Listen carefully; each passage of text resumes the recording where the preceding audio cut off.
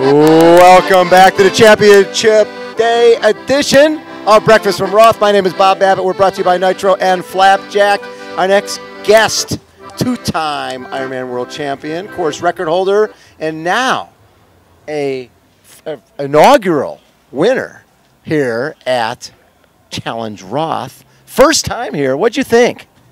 I was honestly blown away. Everything exceeded my expectations. I mean, you can't really put into words the atmosphere that surrounds this event, the communities get behind it, the energy, the people. Yeah, really blown away. I was blown away by that, and then I exceeded my own expectations on the race day as well. Yeah.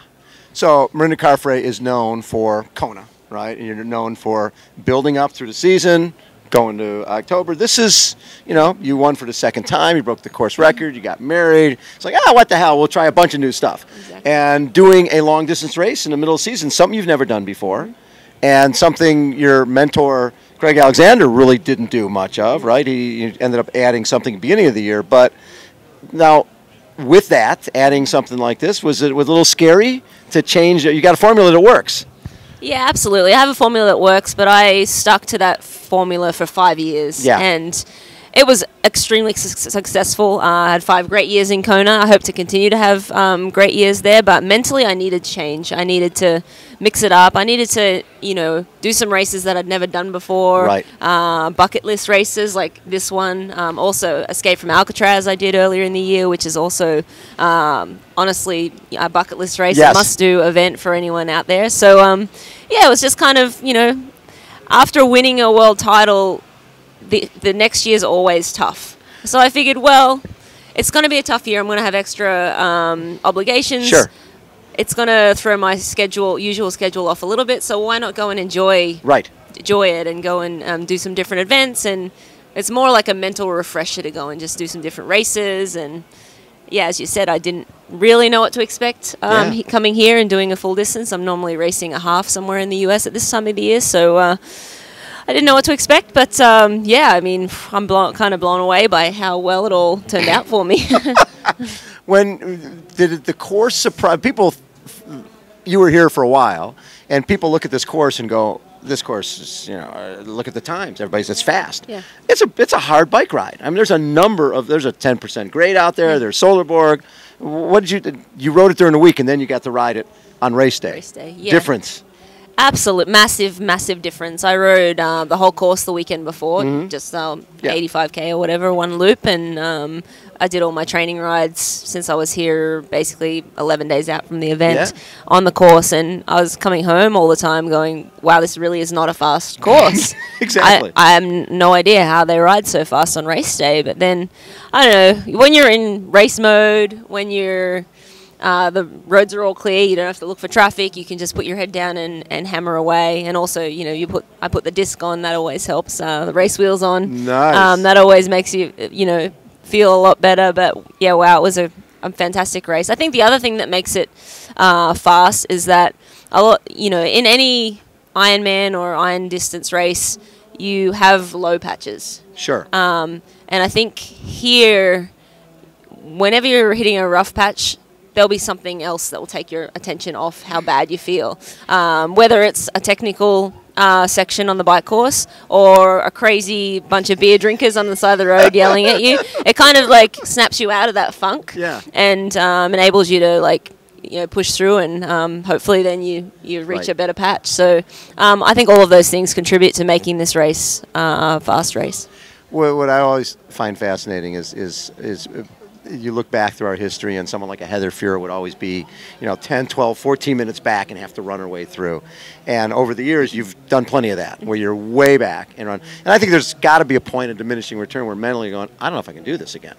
But what I love is how athletes reinvent themselves. And you are now a cyclist, a real cyclist, right? Because you're coming off the bike and you're 6:17 down, right? That's in the hunt. I mean, that's right there. That means you're riding with the best gals because you're a couple minutes down out of the water. So you're losing 3-4 minutes over 112 miles. That's nothing. Yeah. So you have to be so happy with what you've accomplished on the bike. And what has it been?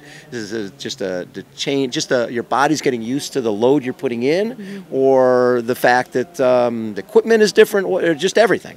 I think it's a number of things, and thanks for recognizing my biking. No question about it. It really has been a work in progress. You know, I'm renowned for being a runner, and I, you know, want people to see me as a complete triathlete. You're a triathlete. Yeah. You can't win these big races with a massive weakness, and obviously I'm not the best swimmer, so I need to be strong on the bike and the run.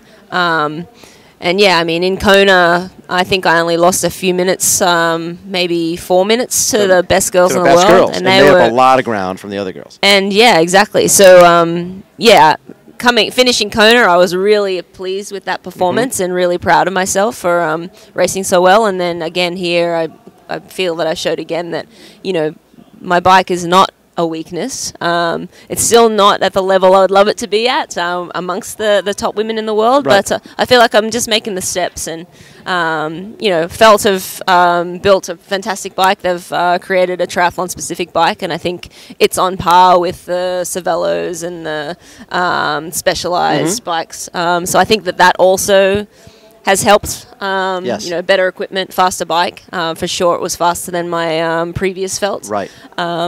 So yeah, all of those things contribute, but it's definitely been, you know, a lot of hard work. And I mean, you know, Crowe did it as well. I mean, he was exactly. He felt the same. He was always, you know, known as a great runner and weak on the bike, and he kind of flipped that upside down, and he became one. He hated when Macca said, "Oh, you know." He didn't mean it that he's weak on the bike, but if you look at his swimming and running comparatively, it's like his weakness is on the bike during certain parts of the Ironman course, and for you, your bike has become a weapon.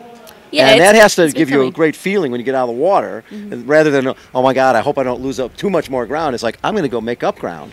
Well, I still don't think I'm just going to make up ground. I've vivid memories of just getting smacked by Carolyn and Rachel in Melbourne a couple of years ago. Yes. When, you know, I was just really starting to really focus on my bike. And, yeah, I mean, if you don't prepare well, and if you're not ready to go on race day, then they're going to take chunks out of you at a time. So I still am very... I wouldn't say I'd get on the bike and I'm confident. I get on the bike and I'm like, okay, I've got a lot of work to do. Right. This is going to be really hard, and you know, just go about my business. And being 6:17 down, and you never want to be down on Rachel Joyce or Caroline or Yvonne. They're all. What I loved about this race this year, to me, the women's field was every bit as strong, if not stronger, than the guys' field. That was a big showcase here. And I know you and Rachel have made a pact now that this is too hard. Yeah. We'll figure out, you do Frankfurt, I'll do Roth, we'll rotate around or something. Yeah. But the fact that it was a great field, the fact that you were only 6 minutes down, I mean, you never want to use the word only with 6, but for you, knowing that you've been double digits in the past, and also the fact that it's 6, it doesn't give you a little more time to sort of relax and ease into it a little bit? Yeah, I mean, yeah, as you said, you never want to be... I'd love to not give them any ground. Of course, and be able to just you not have to hunt for a change. But, I mean, that's been my whole career. I've been a weaker swimmer. Yeah, I'm a hunter. You're a hunter. That's what you do. That's how I was born. I was born a hunter. Exactly. But, yeah, I got off the bike and I was definitely pleased to see that time split to Rachel, and then to hear that Carolyn wasn't too far up the road either. Right. So, yeah, I did kind of relax. I actually still ran out way too fast.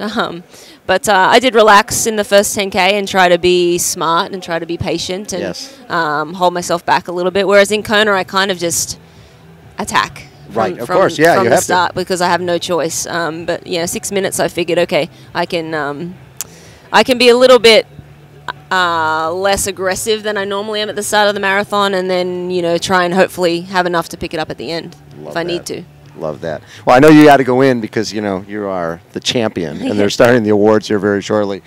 Mirinda, thank you so much for taking time. Congratulations on how you're racing, and just the fact that I love the fact that on Thursday evening everybody's hanging out in lederhosen and drinking beer together, and it's just such a different atmosphere from Kona, and not that one's right or wrong, but did you enjoy that? I absolutely enjoyed it. I wish there was more triathlons that really engaged the community and, you know, did things like this, because it really just was, I don't know, a lot of fun. Exactly, very different from Kona, but both of them amazing races. Love it. Mirinda Carfrae, champion of Challenge Roth. We again are brought to you by Flapjack and Nitro.